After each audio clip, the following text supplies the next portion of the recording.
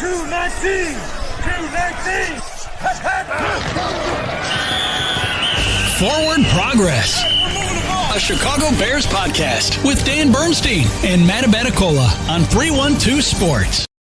The Chicago Bears have improved to 4-2 with a 26-14 win at Soldier Field over the hapless New Orleans Saints. Welcome to Forward Progress. This is our live postgame here on 312 Sports, brought to you by Church Brewing, New Buffalo's brewery-pizzeria in a historic church, wood-fired Neapolitan pizza, small batch craft beer, brunch every day.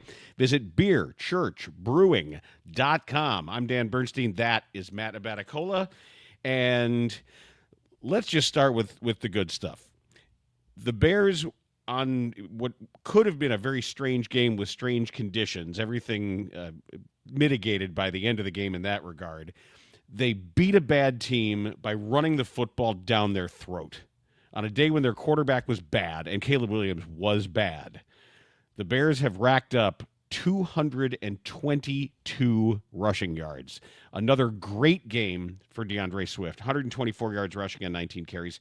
Kyle Monungai, 13 attempts, 81 yards, and the long rush of the day for them, 24 yards. They did what they had to do. You don't have to win pretty in this league, and they certainly didn't. Yeah, and then you had an explosive play on the run game from DeAndre Swift as well. Monungai with 6.2 yards average for his carries today.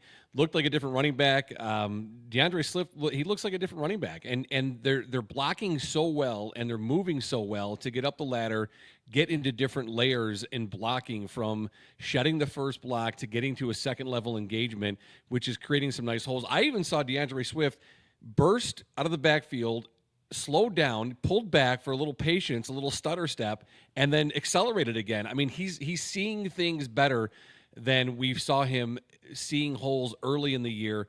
He looks like a better running back. They're blocking definitely better. Obviously, when Ben Johnson said we need some time to get together, I really think that's him covering as he covers for Caleb.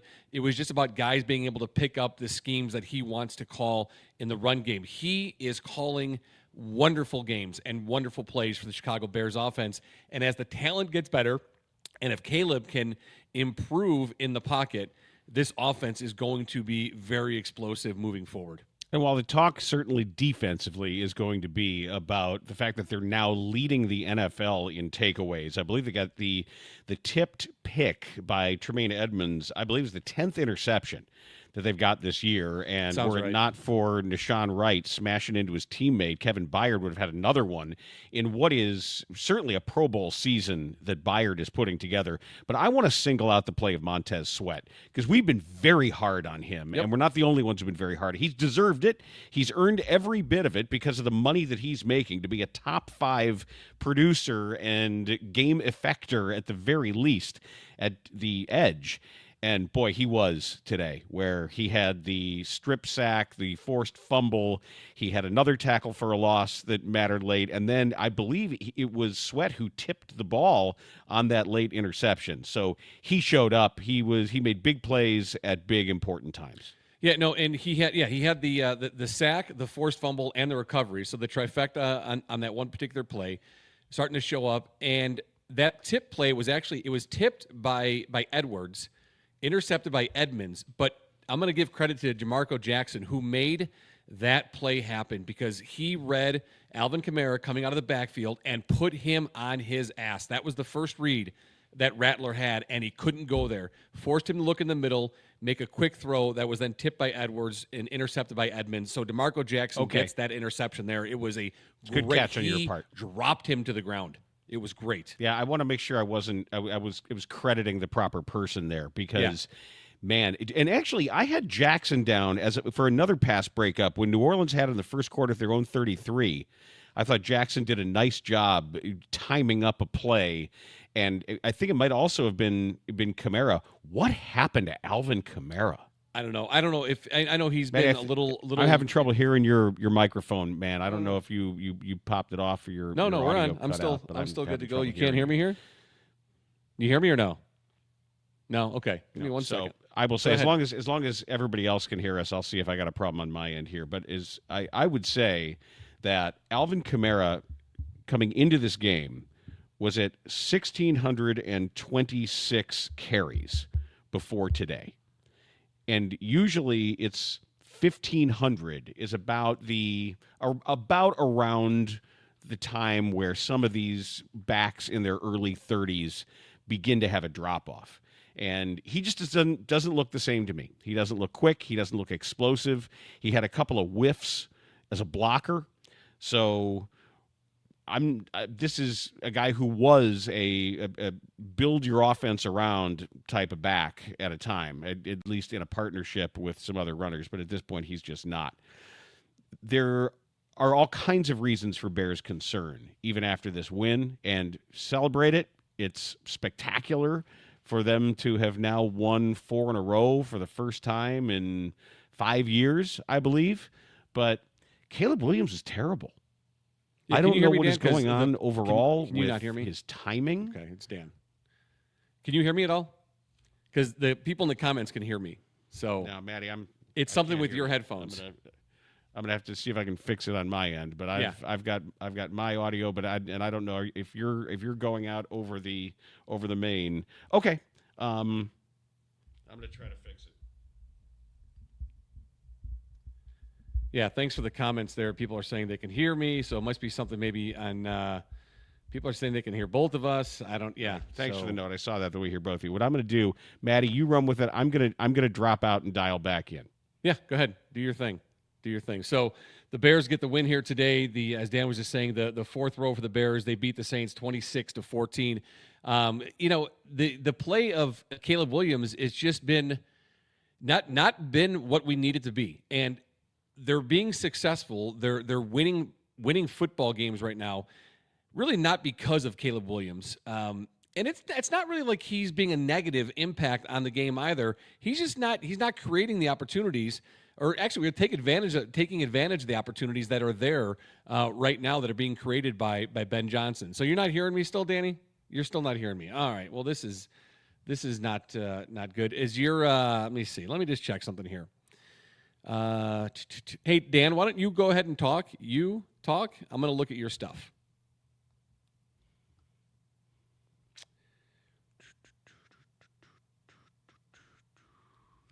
This is irritating. Let's see.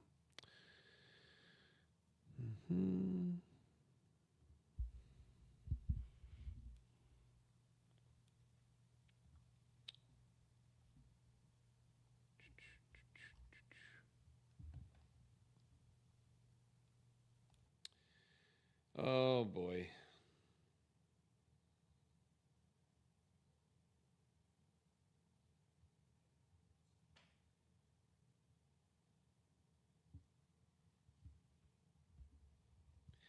And now your mic's not even on.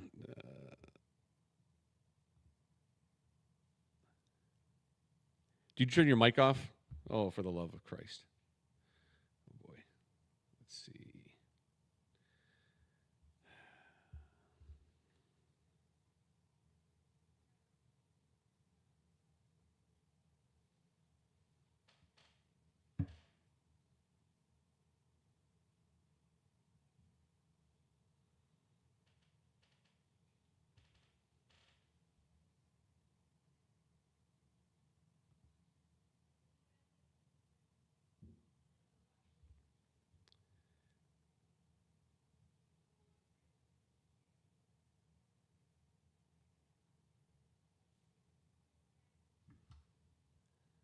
All right, sorry here, listeners. We apologize. This is not the first time we've done this. You 1, can 2, tell. 3, 1, 2, there we 3, go. See, 1, yeah, 2, your 3. mic was I muted. can't You're hear good you. now. I can't hear you. I know. You talk. 1, 2, 3, 1, 2, 3, 4, 5. 1, 2, 3, 4, 5. 1, 2, 3, 4, 5. Check 1, 2. Check 1, 2. Check 1, 2.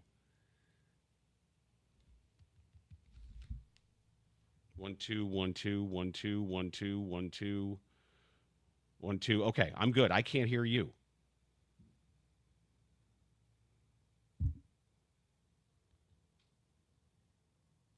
Okay, you want me to just go? Okay. Back with you, postgame. Bernstein here. Forward progress. The Saints fall to the Bears because the Saints are bad at football, man. And I have no problem with the team waxing a bad opponent at home as they should. And I give Ben Johnson a lot of credit because there is every opportunity for him, and we know that he gets excited about everything he's got in his bag, and he didn't have to dive too deep. When he saw the blocking advantage that he had up front, and it was a weird game for Drew Dahlman in several ways. First of all, I don't know what the hell is going on. I wrote down WTF a couple times because, first of all, the difficulty that he had getting the ball out of his hand and just handing it to his quarterback, I don't get. I haven't seen that happen once in a game in a long time, let alone twice in the same game, where the center simply fails to snap the ball. The first time, it should have been called a penalty because a center actually must release the ball if he's snapping it. He can't just hold it and then try to move forward with it, but they missed the call. They didn't, and the call would have helped them there, and then they ended up getting the break on that where there was no play, and they're able to get a field goal out of it. Jake Moody, 4 for 4, 8 of 9 so far as a Chicago Bear. And this is the kind of thing where Dahlman redeemed himself, I thought, with some of those trap plays they were running, with that little C lead where he popped out, and he's real good moving to his right. Johnson saw a couple of mismatches inside, and what we've seen in the last couple weeks is his understanding, and I love this in a coach, run it until they stop it. Run it until they stop it. I don't care if it is an isolation play in a basketball game when you know you've got an advantage, or the collegiate mentality that we've heard before about just find that weak spot and pound it. And I thought that the Bears did that a couple of times with some of the interior runs with a variety of schemes. We did see outside zone again, and I know on this show that was a subject of a lot of our discussion leading up to this game, was what the success running behind Darnell Wright, running behind Theo Benedict in the zone game was going to do.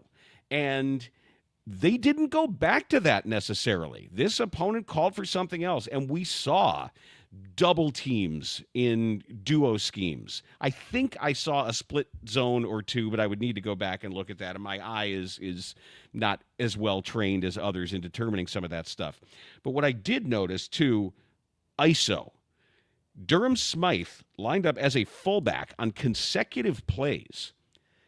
In the second quarter, they had 3rd and 2, and it was Roschon Johnson picking up the first down with Durham Smythe with his hand on the ground as a fullback.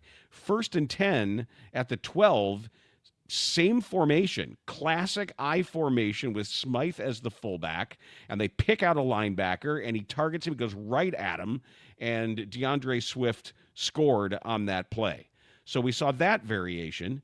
And there was some duo. We saw them with a couple of double teams set up in there, not to mention the trap game. They may have another name for it, but that just looked to me like when you get a center to pull around one gap and you're able to get a guy on the backside of the play and come downhill with a little bit of power run game. We saw a little bit of everything. And that versatility in the run game can let you go a long way. So when we say a long way with this Bears team at 4-2, who knows? But I believe they're out of the cellar in the NFC North the first time in a long time. The Bears are threatening to climb out of the cellar. And it's good stuff to know the other team can't stop you when you want to run the ball. I love the opportunity for them to do that, to be able to pound it. Apologizing for some of the technical difficulties that we're undergoing at the moment with some audio concerns on our end as we get them fixed. But happy you're here with us. Always happy you're here with us on Forward Progress. If it's your first time joining us, we do this. Dan Bernstein with you, Matt Abaticola alongside as well. And let's look at some of the final numbers, because this is going to be up there with all you want in your run game. Swift, 124 yards. Monungai with 81. Roschon Johnson, that one run for 11 yards. Let's just say this. Monungai has taken that job. He has demoted Roschon Johnson. Johnson hasn't helped himself with availability coming back from injuries, but it's going to be Monungai's. And the other thing that he does, and I know it's probably going to happen as soon as I say it, but he's got a reputation for security. for taking care of the ball, for not being a risk. Monungai is unspectacular, but as a running back, if you can build up just that reliability, it's going to serve him really, really well. We had DJ Moore targeted 5 times and caught 3 passes for 43 yards to lead the team with a long of 26. And Moore coming off that injury that had him hospitalized a week ago that they said was groin and also hip, but he played. Maybe we'll get more on that as we hear throughout the week. Roma Dunze, not his best. Dunze was targeted 6 times. He only had 2 catches. There was certainly one on that comebacker where the defender had a hand on his biceps, but it still looked like he could have made the play. Colston Loveland with 3 catches on 4 targets for only 24 yards, made a couple of important ones. Cole Kmet, just the 1 catch before he left with a back injury. So the injuries of which we're aware at this point. Tyreek Stevenson left and was declared doubtful with a shoulder injury, and it was Kmet with a back injury. And we saw, as we discussed, that Kyler Gordon had to move out to the boundary corner because Josh Blackwell came in at the nickel. They didn't want Blackwell lined up with Nick McLeod already in the game because they're down to the back end corners on this team.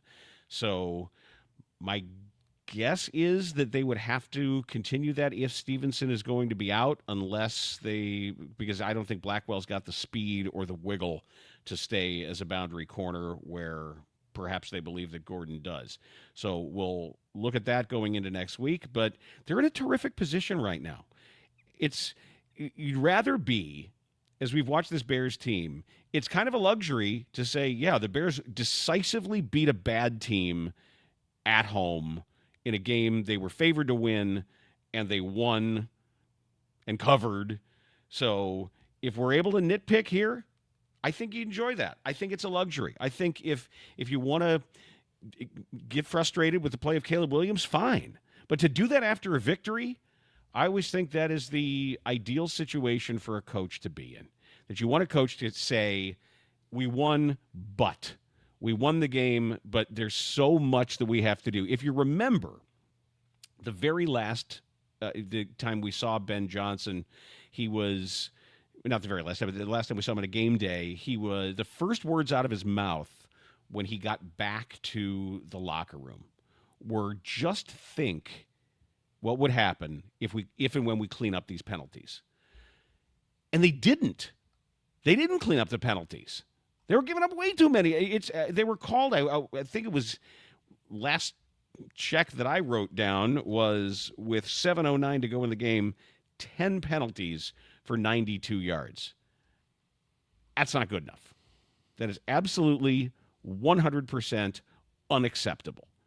And if they do clean them up, because some of them were just maddening. One of them actually helped them, of course, but I hate the term clean it up, too, because, and by the way, while I'm on that, I'm done with clean that up. And the other thing, and this maybe I've been watching a weekend of college football and now pro football. Can we find something else, or at least get away from talking about anything on defense or offense being dialed up? I get it. Can a blitz be called? Can somebody say they blitzed? This coordinator blitzed. Why must every blitz be dialed up? Everything has to be dialed up. Phones don't have dials anymore. Most young people don't even understand the concept of something being dialed up. Pet peeve there. I've said it. I feel better having said it. So speaking of defensive coordinating, if I'm going to coin a verb, I thought for the most part there was at least an awareness of what Rattler was and wasn't comfortable doing. And I guess when you have Sweat playing as well as he is and so many guys ball hawking in the secondary, I thought they mixed up some of their coverages nicely. They had 3 linebackers out there in early downs to stop the run, and I don't mind, depending on personnel, depending on what you see as a threat, if you don't have a lot of wide receivers out there. And, God, you forget Olave's this good just because he's hurt so often. And, you knew the name, and every year Ohio State just keeps disgorging all of these professional wide receivers. But he can really move, man. It's just a matter of keeping him on the field. But I thought they did a really nice job with making sure everybody was properly positioned and making sure they salt away a win. I'd like to hear Johnson post-game come down pretty hard on these guys for the penalties, because it's just got to stop. There were some bullshit calls, I thought, particularly the one that was called the offensive pass interference on Colston Loveland, who in my notes looks like Cloveland, because I always write down the first initial, and I don't know, we've got some land of magical spices there out in Cloveland, but I'll have to figure that out because it looks weird. But that was a terrible call. He did exactly what you're supposed to do when you coach that play. Is even though everyone knows you're setting a pick, but they can't call it if you turn back toward the play, put your hands out there as a receiver. There's no way you can even more, unless you're holding a sign that says I'm a receiver and a believer. That I thought he did absolutely everything right. But it was a game where anybody who cleaves to the old way of winning football games, if you are the kind of person, run the football, stop the run, pressure the quarterback, this was that. This was ugly, and it certainly was not a shining day for the young quarterback who's supposed to be shepherded along in this whiz-bang offense. But they got their 20 points again. The Bears, once again, what is that? That's 6 in a row to start a season of, I don't know what the record was going, that they broke some horrible franchise record that shouldn't have been a franchise record. But congratulations to them that they were able to get enough points thanks to Jake Moody. And I think they've got a decision to make a kicker. It's because as the pedigree on Moody suggested, a guy who teams thought was going to be worth a third-round pick. And I don't know if anybody else, he might have dropped another 3 rounds had he not been taken where he was. But the change of scenery perhaps doing him well. And with Cairo Santos injured, I'm sure Ben Johnson's going to have to prepare for being asked all throughout the week about whether or not he's open to making a change. They're not going to carry 2 in the roster. They're just not. And you can't stash one because some other kicker's going to get hurt or somebody else is going to come grab this guy. So regardless, the good news for Jake Moody is he clearly has played himself back into someone's full-time NFL job. I was not sure why Moose Johnston was so angry with Kyler Gordon on as I'm going through the penalties here, on the personal foul, where there was some helmet-to-helmet contact, but I wasn't sure that it was worthy of a penalty. It might have been what I used to call the Kyle Fuller rule. I almost said Kyle Tucker. He's probably headed to the Dodgers, we learned today. But the Kyle Fuller rule, that would be the hit was too awesome, and then they look at each other like, oh, I guess we have to penalize it because the hit was too awesome. Because I thought that was just right. But then he did do the nighty-night gesture, and I will agree that it's bad sportsmanship. I will disagree with Moose Johnston that it indicated intent. That's bad analysis and unfair analysis when after the fact he's celebrating his hit with something that was, probably not the most sportsmanlike thing to do in a time where everybody I wouldn't say friendly, but everybody is professionally respectful enough to, if you're going to take an accidental headshot or even something borderline legal, not to necessarily celebrate the fact that you might have knocked a guy out. But it does not show intent. You can't say after the fact he was trying to do it. So I thought that was unfair. But however you want to frame this game for the Bears, avoiding a bad loss, great. That's also a good win in this league right now. There are no bad victories. There are ugly victories. But on the day that presents itself with the personnel that you have, I admire the fact that Ben Johnson didn't try to get too cute. And the idea of doing what you can do to beat the team in front of you is enough for me, certainly, to remain relatively optimistic looking at the schedule and seeing a team that is going to have some opportunities coming up to keep this rolling. And it's almost an ideal situation for a young first-year coach to be in, to come back, to be able to say to them, this isn't it yet. This still isn't it, and yet we're winning. We're winning in spite of not playing our best football. It's a solid message to a young team. And if I'm starting to look at players who are sort of separating themselves, that's 2 really good games from DeAndre Swift. That's 2 games where they have leaned on him and really helped him with the blocking schemes, seeing what he's wanted to do. And he was hurt coming into this game. He was questionable and said, I'll be fine. He was more than fine. And the way Kevin Byard is playing, the level at which Byard is playing. Tremaine Edmonds has had some outstanding games too. The sack that he had, getting Rattler just around the ankle and then coming up with that interception late. Tremaine Edmonds, after a couple of years of a big contract, who had not been showing up in quite the way you would ask him to do, certainly doing it now. So the Bears find themselves still in a really difficult division, with some matchups coming up down the line, but still in a breather point in their schedule, still with an opportunity to start. God, I can't believe I'm saying stacking wins, but I don't know what you call 4 in a row. Is certainly a small stack of win pancakes, and iron this dumb stuff out. The stuff with Dahlman, it might be a timing issue with Caleb. And whether or not there is anything, we know that he has struggled with cadences, and that has been an enormous problem. We learned about it in training camp, and if that is an issue where at the goal line they've changed something up, they're worried about Chase Young getting a jump, which he was doing all day, because that's what he does, and that's certainly going to hurt Williams, the near interception. That first drive was just, I thought we were in for a miserable football day watching that first drive. But that the near interception there was the one on the goal line that hit the Saints defender in the head. That's going to downgrade him also. And boy, after the show we did talking about PFF grades, learned a lot about how much they will penalize a quarterback for potentially bad plays. So this is...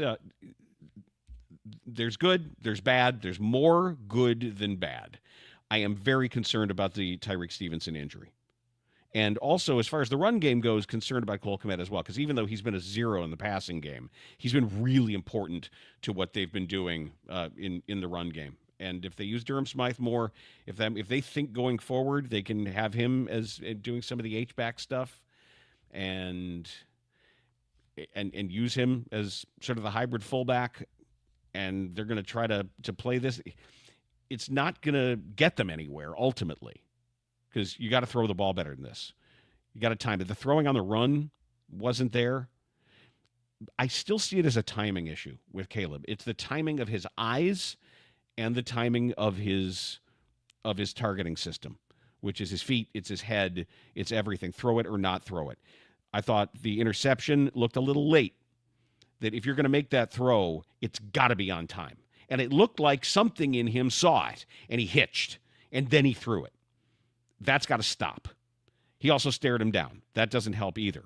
But if you have the arm and you get it out, staring him down doesn't matter, because even if the safety sees it, once he's back at his landmark, he's not going to get there in time.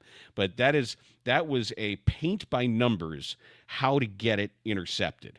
So they've got a lot of work to do in the pass game. A lot. But to come away with a convincing win with all of that work to do is a testament to a game well coached.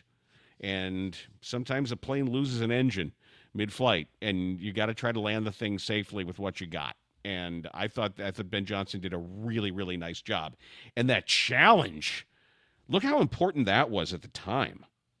Because that's a 3rd and 20 that they picked up on that version of a hook and ladder. And those who mistakenly call it a hook and lateral, it wasn't a lateral. It was, and I didn't think it was going to get overturned, and maybe there was an angle on that we didn't see, because I didn't think there was enough to definitively say that that was not a lateral pass, that it was a forward pass. But if they had an angle I didn't, we'll take that one. And if that makes up for some of the other bad calls in the game, and that's an example of how I say it's a lot of this stuff comes out in the wash, I guess it did there. We can also debate that roughing the passer penalty that Brisker had. It was immediately after the sack. They get him in the 3rd and 28. Just don't make contact with his head. I know they make it hard on you. You can't go low. You can't go high. It looked like incidental head contact as his arms were coming down. I didn't think that flag had to come out. But once it does, and once there is any head contact, it's always going to be that. And that's where you're going to be. This is Forward Progress. This is Forward Progress live post-game, brought to you by our friends at Beer Church. We do this after Bears games, and for better or for worse, it is your place to be. So we love the fact that you're involved and love the fact that you are here hanging out with us. And we are at a place with this team where I didn't think we were going to be. And I'm just being straight up that I did not think that after that 0-2 start that the Bears were going to stand at 4-2 at the moment here. And they are. They're here. So are they good is the question. Not yet. I don't think the Bears are good yet. I know the Saints are awful, and the Bears are to get credit for every one of these wins, and they've done what they've had to do. The quality of the Bears team will be tested further, and they're going to get every opportunity to incrementally prove that they are able to beat a good team and to go on the road and do some of this stuff. I think the diversification of the run game on film, if this works out ideally, will pay all kinds of dividends. But my God, they've got to get the quarterback timed up. They got to get the passing game timed up. Because once it's all hitting, and I know that it's going to make Ben Johnson absolutely crazy to watch this film, because he can get the scripted stuff. He can get these defensive looks from the scripted stuff and run different things off the same formations. Last week, a lot of reduced formations. We saw some of that this week as well. But I loved what he was doing, mixing up the run blocking schemes. And all that's running through his head right now are the passes that he can show off of that based on the reactions of the linebackers. But they've got to be ready. They've got to stay on schedule. They absolutely have to make sure that they are not doing stupid-ass things that get them behind the sticks and change what that menu is going to be. Also, if Montez Sweat can affect games like this, if he matters this much, things are going to be good. Hey, can you hear me now? If he matters this much, No, things are not going to at be all. good. Sweet. It was great to see. Hello, Montez Sweat. Now, don't make this an exception.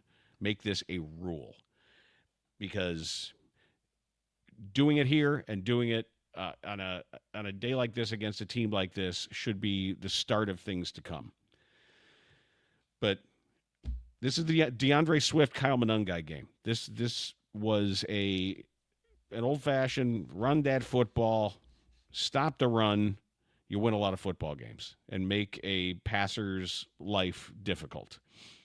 And it presents a coach the opportunity to tell his guys he's proud of them.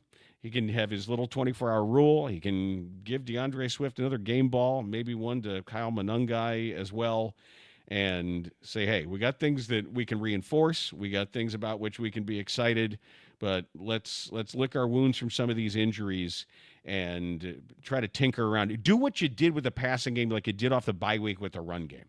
I know it's more complicated, and it's more risky. There's a lot more danger involved. And this is not a coach who's going to get gun shy. There's not a coach who's going to say, well, that's it. We're just going to reduce everything down to an occasional play action high school offense. No. They fix everything, because you're going to need more points, more yards, and more options against better football teams. All in all, a good day for the Bears and a good day for them to continue to build a identity as a running team. For the moment, to have to rely on it, to be forced to rely on it in the NFL, for a team to say we pretty much know you're running the football and they couldn't stop it. All right, I'm cool. I've always been a run it until they stop it guy, as I've said. So appreciate everybody hanging with us through some technical difficulties today. We are going to be back with everything tomorrow. All of Maddie's thoughts and everything that you have to hear on Forward Progress, which after Dan Bernstein Unfiltered, that is going to drop around 11 o'clock. We'll be talking Bears on that show as well and catching up on everything that has gone on in the sports weekend. Also, Forward Progress right around 1 o'clock. And thanks for hanging with us today. Appreciate you doing that and being here for the bit of the early start. And we got things we got to get cleaned up as well. And damn it, we're going to coach it up, and we're going to do it. But thanks for hanging, and we'll be right back at you tomorrow.